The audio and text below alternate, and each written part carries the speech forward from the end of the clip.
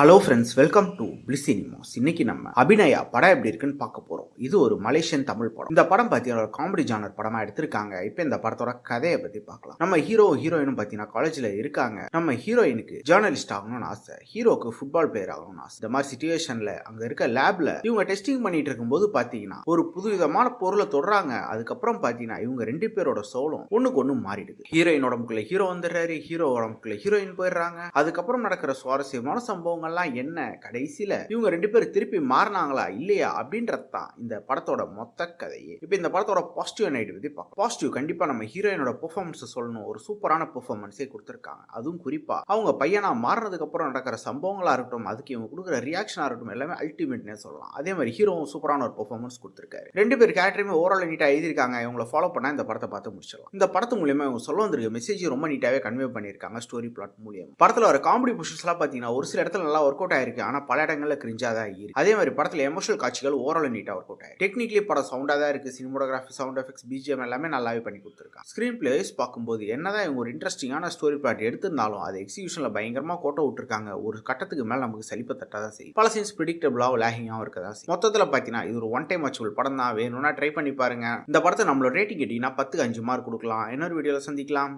Thank you.